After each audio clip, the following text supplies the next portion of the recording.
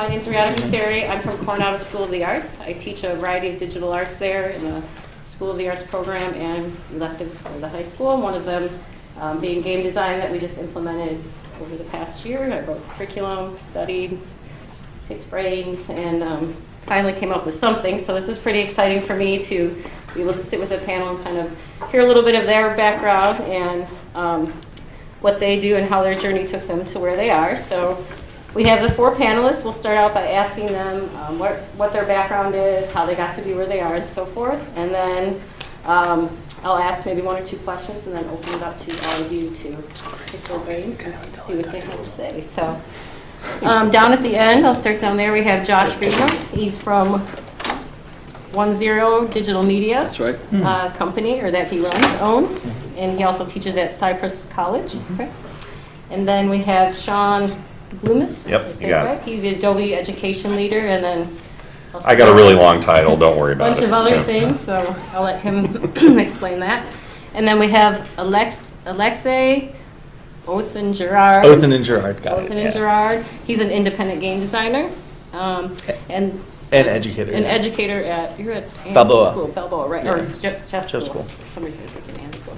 And then we also have Amber, who you met this morning from, or saw this morning from Wacom here to talk about our panel. So I'm going to turn it over to all of you and have you start by just giving us your background, your journey, and where you came to be. So I grew up in Indiana. No, I'm kidding. I did actually, but we'll leave that alone. As you mentioned, I own a digital media company. Our specialty is actually video production, photography, and audio. And I started in audio production prior to that, and large amount of my client base was in the gaming industry. So I can definitely speak a lot to the audio production and sound design side of the industry. That said, I also teach video production. I teach drone and aerial videography and photography. And so I could talk to them about perspectives and the fact that video production is being used a lot more right now in the gaming industry than ever before. And I've had a handful of students go from video production straight into video game development with those skills. My name's Sean Loomis, and I'm an Adobe Education Leader, and what that means is there's roughly about 250 of us worldwide, and we are here to help advocate for the Adobe Creative Cloud in your classrooms and in education. I have a really long title.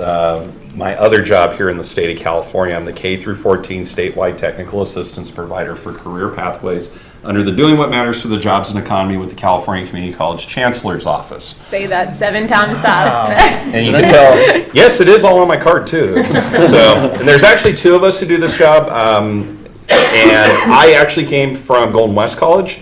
We had a game development program there that fell under our digital media arts program. My background is graphic design, digital media. Spent 18 years there. I've been in the industry as well, both television, film, and in the print world. So I'm your resource on the Adobe side. So if you got questions or problems, don't ask me. I don't have answers. No, I'm here for that. Let's see. So my name is Alexei. I am currently the pathway coordinator and lead teacher at the Balboa High School Game Design Academy pathway. And I sort of arrived there through a fairly circuitous route. I started in the game industry. I actually started, I did my undergraduate work in English, and then was unaccountably hired to design board games for a tiny board game company in Berkeley, which was an incredible experience for 2 years until it shut down. And then sort of parlayed that into a career designing casual games in the industry, and then sort of went freelance and have been kind of on and off sort of, you know, full-time or freelance pretty much for the last, pretty much since then. I did an MFA at UC Santa Cruz in their Digital Arts and New Media program with a focus on playable media, and then after that found an interest in digital education and realized that I was really interested in getting some time, some experience teaching, and by happenstance the Game Design Academy was looking for another teacher, and so I signed up with them. So this is my 2nd year in the classroom. So that's where I am now. Awesome. Hey y'all, I'm Amber, as I said this morning, Amber Golst. I am an enterprise business development manager. And the way in which I arrived at that pathway or present career course is also, like Alexei, a bit of a circuitous route. I often joke that I'm the total millennial when it comes to my career because it ping-ponged a whole bunch. I graduated from the Savannah College of Art and Design in industrial design. If any of you are familiar with industrial, it's sort of an interesting education in that within the arts realm, it teaches you, bless you, a way of thinking. And so I was an engineer in super yachts for a couple of years, went to work for a design company. And then what was interesting is that my father was an entrepreneur, had his own company for almost 30 years. I came from a big entrepreneurial family and encouraged me to get involved in business, but I didn't want to let go of design. And so I ended up in this role where I represented the company, but also designed lab and pharmacy spaces in the medical and biomedical arena. Working with both the end user and representing the manufacturer, but being sort of a consultative role. It was nice because I didn't actually sell it to anyone. I was just there to help. And that is basically how I arrived at my job today, is that I've used Wacom since I was 18 years old, so that makes it 15 years a Wacom user.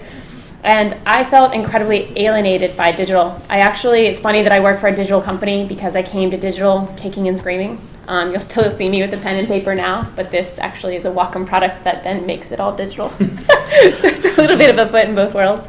But what I do now is I work with both academic and corporate, Wacom's largest clients in the Northwest region. So I'm a team of 4 people. And my linkway is that I work with your largest game design companies. I work with Electronic Arts. I work with Microsoft Xbox, with Turn 10 that does the Forza, with 343 Industries that does Halo, with Bungie, with Apple, with you name it, kind of when it comes to these large game design companies. I work with them and serve their needs. And then in the education space, I see what y'all are asking for how to help your students prepare for those environments. So happy to be here. Yeah.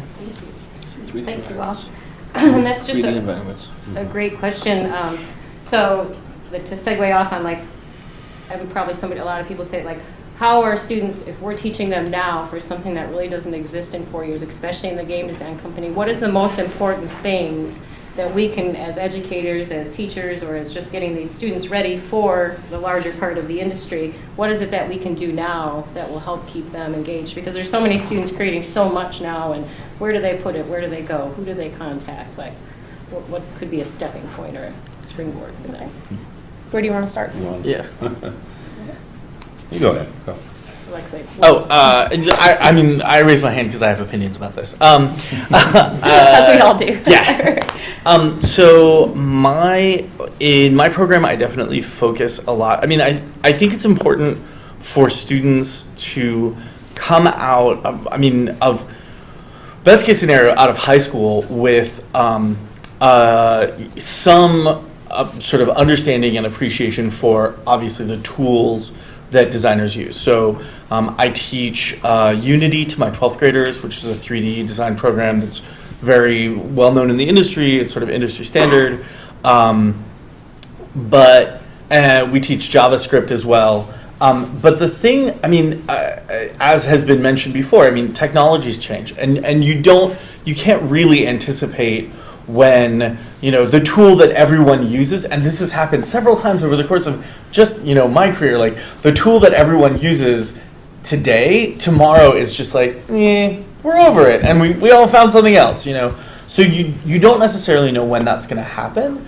So what's more important, I think, than the technology, although again, teaching facility with that technology is important, but I try really hard to focus on things like systems thinking and problem solving, and teaching students the way to approach what seems like this monumental undertaking, and just to break it down into a series of smaller problems, and then break those down into a series of smaller problems. And then when you finally get to a level of granularity that you can start solving, then suddenly students have this feeling of, watching things fall into place. And I think, as a designer, as a game designer, that's a lot of what I do, right? I start with, oh, I want to make a game that does X, or I want my player's experience to be X. And that can be broad, and it can be kind of vast, and it can be totally overwhelming if you try to think about just the sort of finished effect that you're imagining, and instead stepping back from that and being able to say, okay, well, what do I need to do to get there? And then what do I need to do to get to each of those individual sub-goals that I've identified? That, I think, becomes a skill that is totally independent of the technologies that students are going to learn how to use, that is going to be valuable no matter what industry they go into. So that's definitely that's where I try to focus a lot of the work that we do in my program. I was going to say design process. That's really what we strip away game development, everything else that we're dealing with. One of our biggest issues that I have as a community college instructor is, I would say, at least in our area, I'm not going to throw everyone under the bus, half, if not 75% of the students are not ready when they come into our program. We have a separated program for people coming in, like basic English almost in a way. We've got to start them over in 2D design, color theory, all these things, and the design process. Going and looking at a project, you talk about breaking it down, but there's that overreaching process that's also there that hasn't changed since World War II, to be very honest. You go back into the 50s and 60s and look at the books, the only thing that's changed is the technology. It's doing your pre-work, doing all these steps. What happens is we get students who come in who have been playing with the tools way too long at the high school level, and they jump in and just start doing things. And I walk over and go, no, just everything you just did, scrap the whole thing. You're missing all these components because you jumped ahead to the finished product. It's doing, I'm going to date myself here, but doing thumbnails. I was called a thumbnail Nazi. Minimum 500,000 thumbnails in a couple days on a project.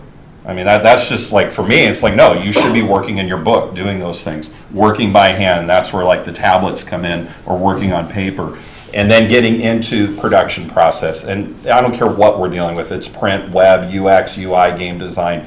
It's applying it, because what happens is if they don't have that skill set, that those little pieces like what you're doing is there, we put them into a company, and if I was their art director, I wouldn't hire them. Yeah.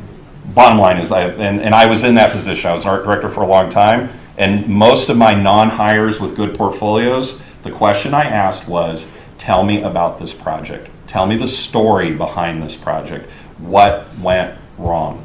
That was my number one question, is tell me what went wrong with this and how you fixed it.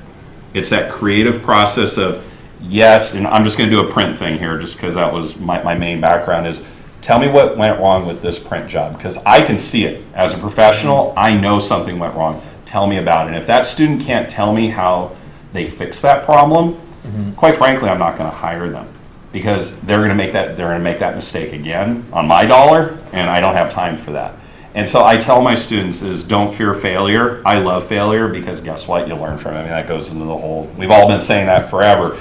But in our world, it really does come down to, I made a mistake, but I learned from that mistake. I'm never going to do that mistake again, because that cost someone a lot of money, or it cost me a grade, because that equates out at the school level that way. But that design process, and also the technology in the design process, we actually did a presentation a while back with Wacom about hardware in the process as well. And because they really are a sole source provider, no one else makes this equipment, and it's used at all the companies. It's working. Sorry, I know I'm pitching you. No, over here. thank you so much. I'm like, But, and this happens in some of our other areas too. It's not just them, is looking at what the industry is using hardware-wise, not always software. Because guess what? That hardware doesn't change that much. You buy one of the good ones, they're there for 8 years, 6 years. A lot of you may have older ones in your classrooms. But it's knowing where that hardware falls into. And I think that I'm going to segue over to you on the music side. Those things don't change that often either. So anyway, enough talking. I actually have a lecture on just this topic, because I fly drones for a living. I'm a professional drone pilot, and I have a master's degree in jazz studies for trumpet playing. True story. And and so the job I have now didn't exist 5 years ago. Well, okay, we started it 5 years ago, 6 years ago, just didn't exist. So I've had to look as an educator and as a professional, what are the things that I was able to do in order to succeed in this new industry? And I think that there's 3 components to it. I think that the first one is being able to be as versatile as possible. Know everything about game design you could possibly learn. Because the day of you have one job and this is your job, it's going away. It's been going away for a long time. If you're working for Blizzard, yeah, you are a 2D designer, okay? That still exists, but most of your students aren't going to be going to work for Ubisoft or one of these huge companies. They're either developing their own companies, developing their own games, or working on smaller teams where they're responsible for doing multiple jobs. So training them for as many skills in the industry as possible. I would also say along those lines, if you talk to somebody who's been in the industry 15 years, what are you doing now? Is it the same thing you were doing the day that you got into the industry? And the answer is probably not, in most cases. You know, they evolve, they change.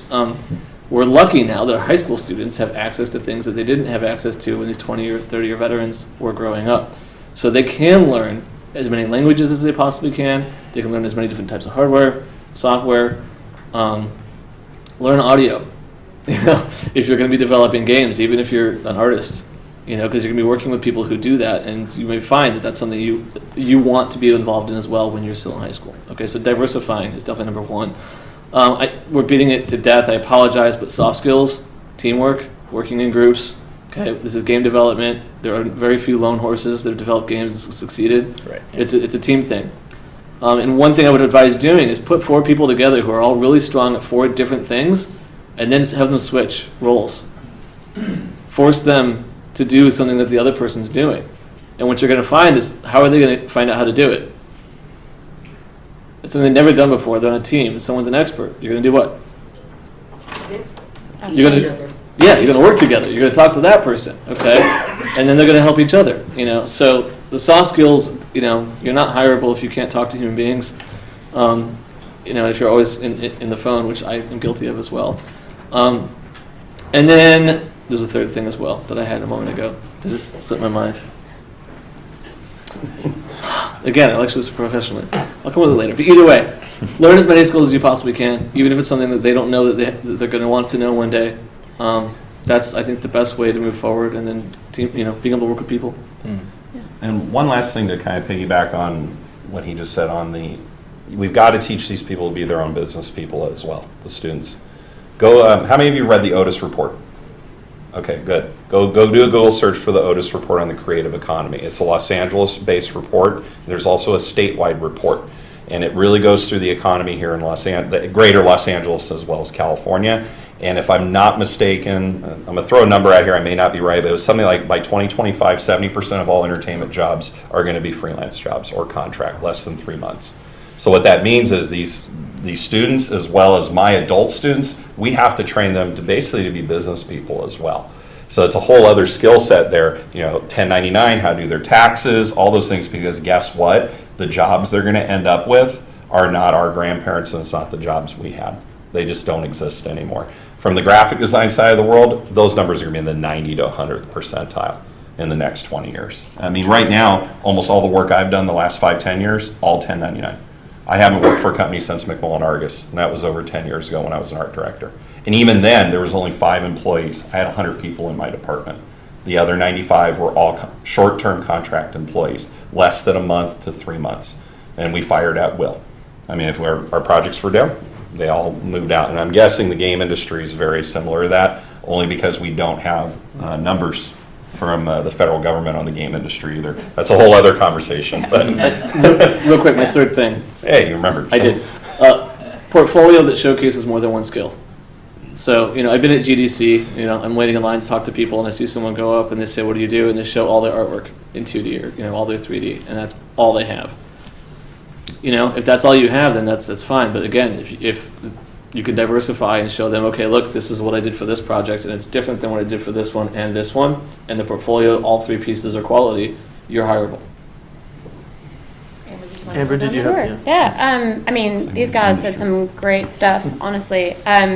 I probably would have 2 main points of focus that are really different. One would be on the soft skills, or those things that are readiness, is that, the threshold is getting lower and lower of what their expectation is, what a studio wants, and because the breadth of information isn't getting smaller, it's getting wider.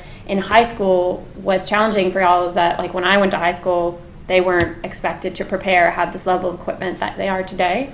And so from an equipment standpoint, yeah, it's about having those basic skills so that they can be off to the races when they go into community college or a university setting. But from an exploration standpoint, I'd say personally from my own art and design career path, when it comes to game design, right, you'll have a student that says, I want to study game design, and that can mean so many different things. So the biggest thing that I would say is to explore what makes a really good level designer, environment designer, character artist, and then also what these other guys said, to force them to try those other arenas as well, because they may have no idea that while they thought they really wanted to do this arena, they're an absolutely brilliant lighting artist. Or maybe they're an incredible programmer when that was only part-time of what they were doing before. So I got asked this question. I was on the industry panel yesterday that we're trying to create sort of some pathways and ideas, like actionable items to start with, because like y'all, you're kind of these lone islands and you have so much thrown at you at a high school level.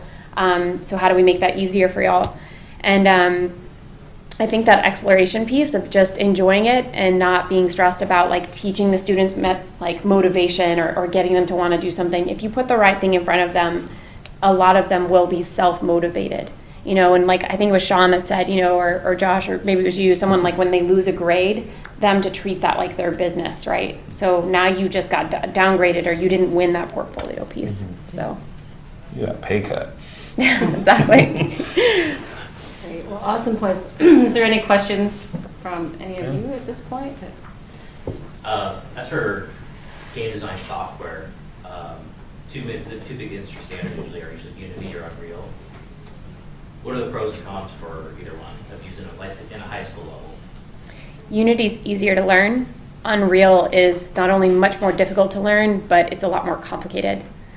You're seeing like Unity more and more is so present in the industry because the threshold of someone to learn it is much shorter time span. So some of my extreme high level studios, right, and there's like AAA titles and things like that, you know, they'll definitely push more into the Unreal world, but I see Unity in a huge percentage of studios. And also independence, you know, for students that are just starting out, Lumberyard is a fantastic way for them to explore because it has so many modules of stuff that's already programmed. So it gives them more time to not worry about recreating a leaderboard, which everyone has a leaderboard, and more focus on the actual point of the game. Yeah, I definitely, I gravitate towards Unity because I like the fact that it foregrounds some of that scripting component. You know, again, like I do want my students to come out of my program feeling pretty comfortable writing code, and Unity definitely lets you see. I mean, it certainly hand waves away a lot of the like most complicated lowest level stuff, but it lets my students write good code and have that, you know, make Unity work the way they want it to. I haven't used Unreal much, but they, you know, on the one hand, the Unreal Engine that I was working with had this really interesting sort of almost Snap-like visual kind of coding language where you like, you know, drag modules in and then connected them to get the effect that you wanted, which is neat. And there are people who are saying that all code is sort of moving in that direction, which I'm not sure if that's true or not, but from my point of view, it seems like having a platform to teach that like pure programming skill feels really valuable because students who've learned how to code can transition into a visual language pretty easily, but students, we've tried this. At one point, our program started students off in Scratch, which is a block-based language, and then tried to transition them to JavaScript. And you know, it was hard to make the links between, oh, this is what you're doing in Scratch, and then this is how you do the same thing in JavaScript. And eventually, we just said, why not just start kids out learning JavaScript, right? Like, why add an extra step to the process when you're just going to have to re-explain everything anyway? So, I mean, that's why I made the decision to do Unity for my programs. Just to Yeah. piggyback off that question, so when you're talking about starting them in something like Lumberyard or Scratch, I'm not a game design teacher, but I've taught other digital arts, so I understand the workflow, starting them off with something kind of fun and exploratory, get them, hook them, and then go into the more nuts and bolts and the not fun parts of workflow. But is that why you started Scratch and Lumberyard, to get them hooked and then move to JavaScript because it's not as fun to start them in something like that? Or I mean, again, like I think Scratch is nice. Scratch is nice because it very quickly lets you build simple code and then see the effect of that in a programming environment. But for my purposes, it just added lead time to the point where, you know, I'd rather make JavaScript fun, right? I'd rather say like, because otherwise sometimes it can create those bad habits for students. right, exactly. That boring part. Boring JavaScript, right? Yeah. How you present things. Yeah. If I stand up there and I'm like, now we're going to learn JavaScript. It's boring and difficult, but everybody has to do it. My students will revolt. Right. So. But like when you guys are coming up with, like I know some of your educators, and you're coming up with these units in JavaScript and whatever these more boring softwares are, do you, like, is that a curriculum available for us that don't teach? See, to make it in fun? Unity, they offer Yeah. a lot. I Unity use does. Unity, and Great. they've been really great with classrooms. I don't know, Lumberyard, like too. we just got a full classroom of free software for this whole year. We bought their certification program. They offer a lot of assets. We use our Adobe products to make our stuff, our backgrounds. So we've done Photoshop. 2D and 3D. We've used Maya. So I found it quite easy, and me not coming from a background of coding. I was never taught coding, so that is the biggest challenge for me. But I have to agree, not presenting it in a way like, we gotta go do coding today. Because I have 4 students, and one is so strong, and some of them are at the coding. Like, I like to celebrate that. I think that is like amazing that their brain can operate that way and catch on that quickly. So I kind of like to make that more of a learning tool as opposed to it's something we have to do. So I would also just, lynda.com still has like a significant LinkedIn amount Learning. of large tutorials, which is now LinkedIn Learning, which is now Get that owned right. by Microsoft. Anyways, I as an educator have gone on. There's a 14-hour thing, and I just wrote the outline down, and started from there. Where was that from? It's still Lynda, LYNDA.com, and I say still Lynda because it's really not. It's LinkedIn bought it. And And then is now Microsoft rolling bought out them. a LinkedIn Learning, and they're going to be turning Lynda into LinkedIn Learning, which we could talk a whole lot Unity more about has another their time. teacher's Yeah. resource kit that is free, and it's a year-long program that has all the links to the videos, all their assets. Video tutorials. Video tutorials, yes, and it kind of outlines, has like certain activities lined out, so their teacher resource kit you can download for free. And then you can also watch videos on Adobe products and Yes. The and adapts. everything, which then leads to Sean's going to talk about certifications. Well, and I was going to say that with Unity, if I'm not mistaken, K through 12 is free, correct, for their software? If you become an educational partner, they'll Yeah. give you the software for free. At the community college level, they give it to us as well. And then the other big one is Autodesk. So Maya and all that is free across the board for both for students and the classroom as well. And so that's one of the reasons at the community college level we've shifted to Unity and Autodesk. I had to. I mean, we couldn't afford it because we were dumping all our money into Adobe at the time. Sorry, question? I'd like to make a comment that Microsoft Touch Develop has a block editor that transitions to code in C# and C++, which is useful to transfer into Unity for those moving into Unity.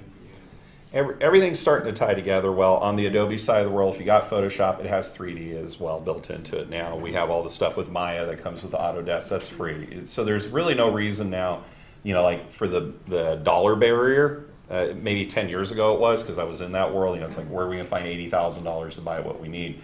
The other big thing here, and I'm going to put on my administrator hat right now, is how many of you know what WIOA is? WIOA, Workforce Investment. So I got one hand in the back. The number 2 thing in there is certification. Now, how many of you have been following Perkins 5 going through the house? Okay. So that's one of the areas that I've spent the last 2 years dealing with, buying certification and everything else. I'm going to tell you right now, you have to figure out a way to get third-party industry recognized certifications worked into what you're doing in your classroom. It's the only area as educators that we have control over as part of WIOA. Some of the things in there we have absolutely no control over, like how much people make when they leave. You should explain WIOA. What's So it's the Workforce Innovation Opportunity Act. It replaced WIA. It's federal. Federal, sorry. Your talking like CompTIA, A+. Yep, and- so CompTIA would be one of them. So if you go, and I don't want, well, so how many of you have seen the CDE, the California Department of Education draft copy of their certification list? Okay, so if you've seen the other one, which came from the community college, that was me and Rena Wolzinger that put that together. We worked with Carolyn Zachary. Our list kind of superseded that one now. I don't think that's ever gonna come out of draft. That's just, I shouldn't say that publicly, but I will. So we do have a list of third-party certs, and really what I tell everyone is this: at a community college level, we have to integrate it. Perkins is gonna make us do it. When you go in, there's gonna be a checkbox that says, are you offering, I'm not saying giving, are you offering an opportunity in an equitable area? So we're talking about everyone in your classes have access to a third-party cert. And Unity is really the only one. I've worked with them since day one, when they did it last year at GDC, when they announced it and launched it. And I'll be honest, out of all of the companies out there, they're the only one that got all those other things I just talked about and integrated it into their program. They saw what was coming. Adobe did and Microsoft did through their third party as well. But now we are really at a point where your funding is going to be part of this as well. So you got to make sure, you know, I don't want to be the alarmist here, but you need to think, and you guys are doing game development, you got Unity. You've got Autodesk. All the Autodesk stuff goes through Certiport as well. If you're running Adobe stuff, just do Photoshop. Yeah. The ACAs with Photoshop will clear you out. I mean, it can even be OSHA. I know that sounds funny, but OSHA 10 is a third-party cert. I mean, so it's not impossible. I just want to plant the seed in your head right now from a admin standpoint. Also, it's just good for the student. When it's all said and done, that's my number one thing. But I hate to say it, that's my first one. I go, yes, we all agree, but now let's go through the list of the whys. And my big one is, even if you don't like it, your funding is going to be wrapped around it. And so we're at a point now where we should be doing it. Well, looking fun too, you remember that you can always do it anyway, but when you're tying the funding to that, you tie it as like a cumulative or Yes. a summative, because every student has to have access to it, because it's illegal to fund just for one student. Yeah, and so you buy a site-wide license. The site license. Yep. for the- Perkins 4 was a little weird on that, but Perkins 5 is very specific in the language. How many of you have a certification, either Adobe or Unity? Awesome. So I would start there, just as an educator. It's nice to walk into the room and tell my students I'm Adobe certified in Photoshop and Premiere, and you know, and then, and when this class is done by the end of the semester, you also can, you know, we have tests that you can take, and you can get a certification, and then that goes on their resume, and Their LinkedIn account. and it goes on their LinkedIn account, and it goes on the Hold refrigerator. on, guys, she had a question. Yeah, I'm sorry. So I'm sorry. I'm new to all this. I started teaching January. Okay. So I'm getting a little bit confused about certification of the classroom. Like, what are the differences? Like, I understand that I need to get certified. My students need to get certified. The classroom needs to be certified. All of us, or just me. So what we're talking about is individual certifications for either software, hardware, or process. And so there are third-party industry ones. I'll use Adobe just because it's one of the bigger ones. So there's the Adobe ACAs, they're the Adobe Certified Associate exams. That is a license that you can purchase for your classroom, and then that gives you the ability as an instructor and or facility to issue those to your students. The students sit and take a 50-minute exam online. If they pass with a 70% or better, they are then certified. And then the third party part of it is it's industry recognized. And it makes you guys look good too when you go back to administrators and say, hey, Start racking up numbers. I have 50 students and 40 of them now have a certification. And we have a legislative issue in the state of California. I say issue. I don't know how many of you know this, but our legislation said we have to issue 1 million third-party industry recognized credentials by 2027 in the state of California. When I say we, it's all education. It's not just community colleges. Originally, we thought it was just us, and we're like, yeah, that ain't happening. But it is all of our adult ed, prisons, K through 12, community colleges, four-year schools, public. So we might be able to get to 1 million, but that is by 2027. That's part of my wonderful job that I get to deal with. And I don't want to harp on this too much, but it is part of Unity. And I really want to point that out, that Unity stepped up where other companies did not. And they really put this together well. I went through some of it. I didn't pass it because I don't know Unity that well, but I took it. I go, if I'm pushing third-party certs, at least let me sit for the test. And let's just say my numbers weren't very good when I got through it, but I know what's there. You know, I'm on the Adobe and the Microsoft side of the world. But anyway, sorry. So as an administrator, we Oh. want to push the kids to leave with a certification that could get them a living wage job. That's the mantra That's that it. we're using right now. And so we're also looking at CTE, completion being part of the LCAP now. It's moving in all great directions. What certification in the gaming industry would you recommend that a student get, would be the best one to get to actually allow them to get a living wage job? And is that a possibility even? Oh, man. Please. I have an answer. I I'm don't gonna be think really you'll like straight with it. you. Like the idea, the opportunities at a high school level to leave high school getting a living wage job in game design is extremely slim. Game design is a very, very competitive industry. It's not to say that it can't be done. No, I'm not arguing, I'm going to bung off that I have a bachelor's degree from Academy of Art and Character Animation, and I couldn't get a job in the area because all the game industries moved down to LA. Mhm. And I work in Northern California. We get heaps of game companies in Northern California. And we've got to not as much as there was. A lot of the industry, a lot of the companies dried up in the area. Oh. Trying to get a job at, like, say, at ILM. I had a friend who was there for 20 years and got laid off finally and had to move up to Washington to go find a game job. Oh, that's interesting. I work with those guys. I haven't had that same experience, but it just depends, I guess, on what area the company's growing in. But okay, so wait, we'll sidebar and talk afterwards for sure, because I'd love to connect with you. So back to your question about, that's where honestly it's so important if they are committed to this industry and they want to be in this career. It's so important for them to understand that at the high school level, they need to prepare themselves that when they get to college, they're going to be off and running. But that college piece is extremely important because these companies are so competitive.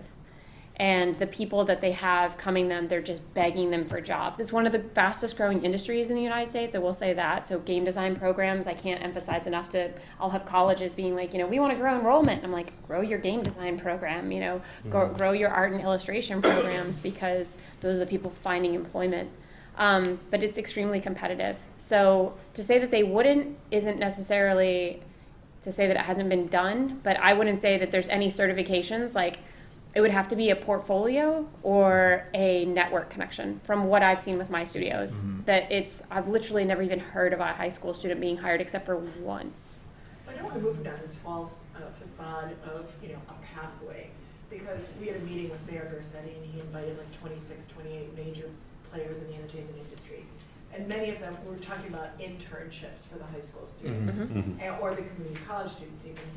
And many of the people at the table said basically, we mostly choose our interns from Brown and Harvard SC and and Stanford. Chapman. So the point is, I don't want our kids having this false hope of potentially going to a community college, following and continuing on the pathway. If even in community college, they're not going to end up with a living wage job. Oh, out of community college, definitely. It's just that they need it. Oh, I've met. Hired out of community college. Well, I wouldn't want to guesstimate a percentage because it would just be completely a swaggin' number, but I would say that the college piece is incredibly important. And yes, they would be hired out of a community college. Out of high school, that's where I'm saying it's like very slim.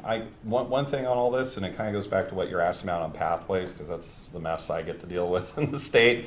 We have a real problem in the game development industry right now, which is there is no federal LMI, labor market information, for this industry because they hide behind 1099 and contract work.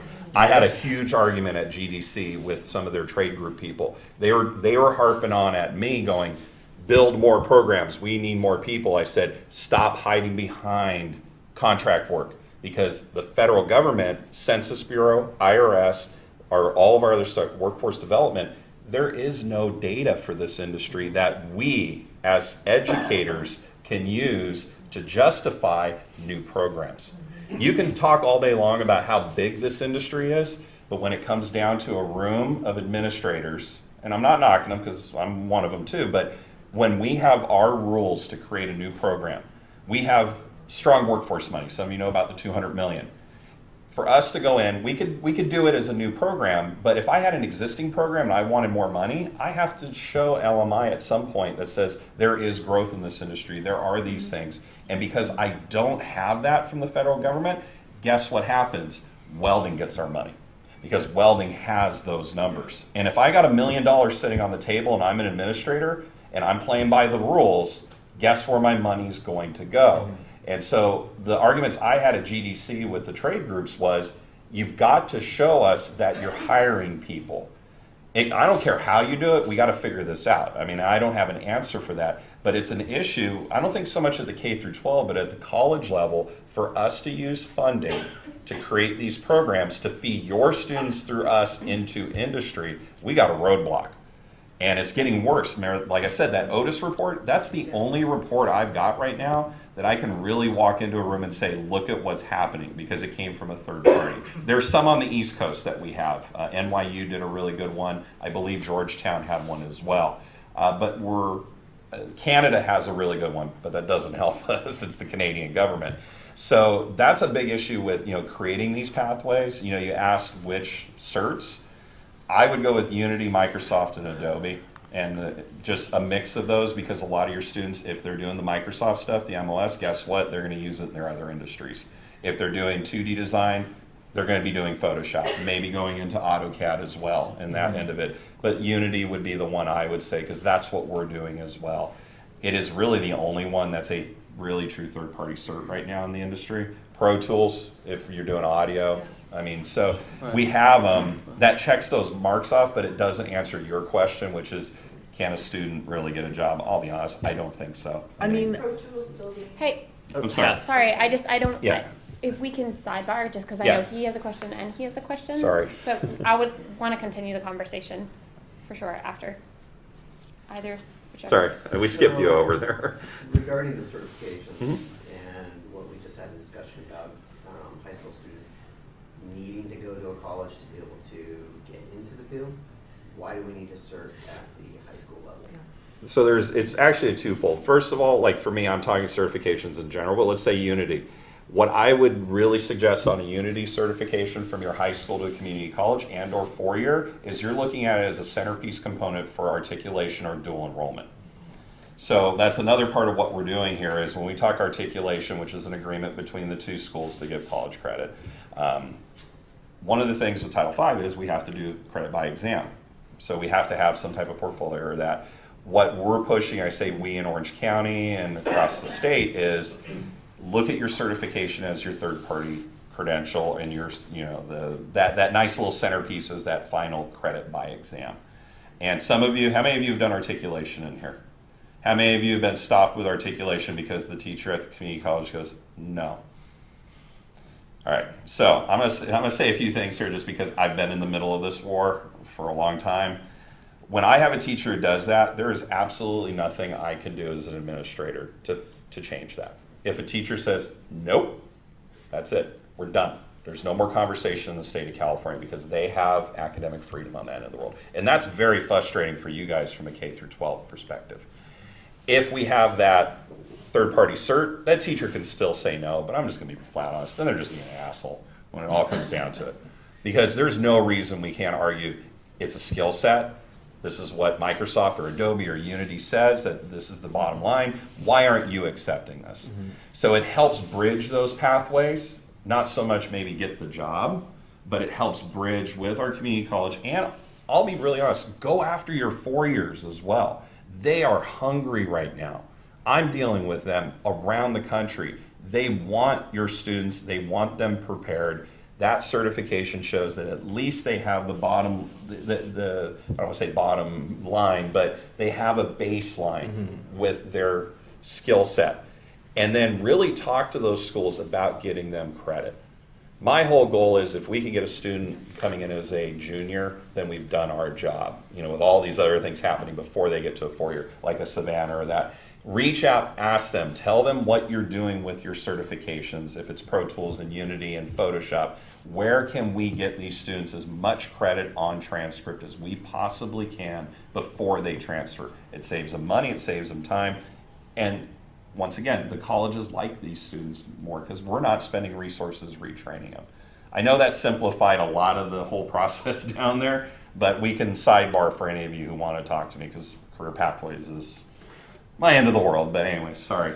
If, Do you have a if I- question? Yeah, And then I think the lady. my Yeah. question or my comment, this kind of shifts gears a little bit, and so, let me back up. So I'm a CTE instructor, and my background is I was an environment artist for games for many, many years.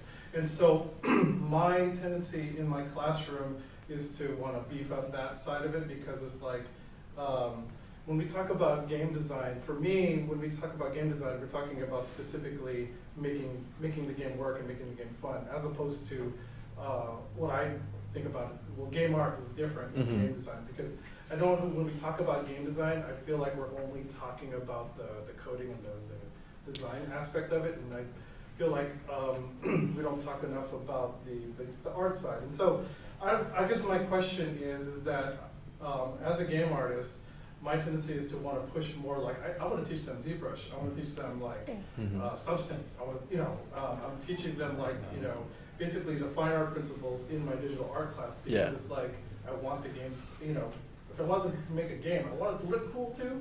You know what I mean? Yeah. And, Big component. and so, like, what do you guys think about that? Because I do want to teach game design, I'm going to be teaching that in my second year class. This is my first year teaching, and so the first year is all just the digital art foundation and stuff like that, and just having them learn why things look cool. And Thank then you. once we get to the second year, I want to teach them how to actually make the stuff, I would- stuff like that. So, When I was at Golden West College, one of the classes I taught was Digital Media 100. Okay, and there's two things that I found very interesting about Digital Media 100 statewide, and that is that it's a completely different topic, subject matter, and software at each school you go to. So, for example, at Golden West, Digital Media 100 was video production, audio production, and basic photography. So I was teaching Photoshop, Premiere, and Logic, but people are still using Pro Tools. Okay. But then you went to another school, and it was all graphic design. So it was Illustrator and InDesign. All right, kind of just depended on who the teacher was. So when we tried to do articulation agreements, from digital media, intro to digital media, it was a really challenging sort of creative process to do that. That said, to your question, I would definitely start with some of the more basic Adobe products, Photoshop, Illustrator, that's what I'm InDesign, teaching in my first year. and That's all that. and then kind of take it then to the other, like Premiere, After Effects even, because it's not the coding side of it, it's the art side of it. It's how do I take this and make it move, make it morph, and That's all in my first and year. create a logo, or something like that, because you're going to want to do that in your game design anyways. And then you can also take those skills, and you could be an administrative assistant for anybody, anywhere, in any place, because you have the Adobe skills and you may have that certification, so that while you're in college, you have work while you're getting your game design degree. That kind of, so once again, Are you branch into asking- multiple sorry. skills.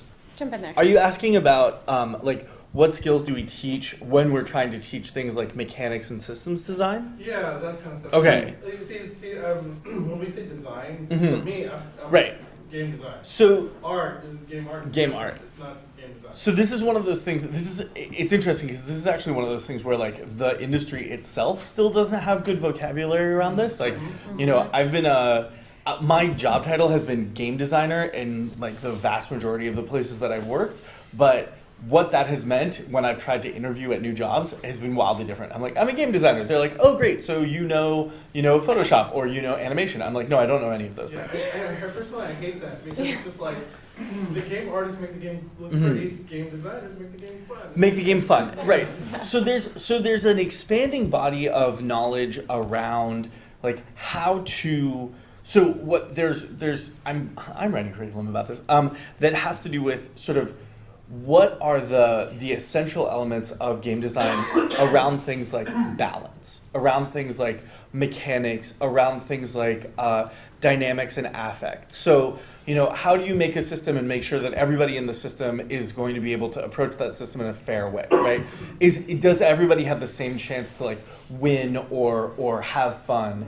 And then there's a second branch that's sort of like, how do you build a system that's going to give your player a specific type of response, right? What we're seeing now is, the games that are coming out that are developing a lot of press that people are really excited about. Who here has played Night in the Woods? Anybody? Oh man, play Night in the Woods. Who makes It, it? what? Who makes it? It's an indie studio. I don't remember the name of the studio. I should know the name of the studio. I forgot. But it's an indie game. It just came out for Steam and Xbox One and PS4. And it's this like love letter to small town Rust Belt Americana in the form of a game about a depressed cat. And and you play this game and like the visually it's beautiful, but the writing is incredible. Infinite Fall. What? Infinite Fall. Oh, is the studio? Yeah.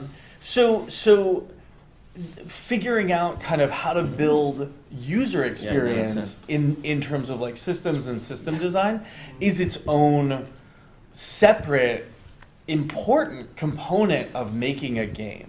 But do you think it's a concern if I focus a lot more in my program, more heavier on the art side and maybe foundational like game design stuff versus having like programs where when you say game design focus heavily on coding and very little bit on art? I mean, to a certain extent, I think that like different programs are just naturally going to focus in different ways. I'm exactly the opposite. I put a big emphasis on systems and mechanics. And when my students are like, how do I make this character look cool? I'm like, just use a square. Squares are nice. Squares are good. Like 2 dots and a square. Right? Yeah, exactly. Like do a square with a happy face if it's a happy character. Because that's my background is much more in the design phase. Now, I think in a perfect world, our game design programs would all be like multi-track, where it's like, oh, you want to go into game design. Well, do you want to do game art? Oh, well, you want to do game art. Do you want to do character design or environment design or lighting or rigging or animation or like mocap? Vehicles? Like all what? Vehicles? Yeah, vehicles, like all of those.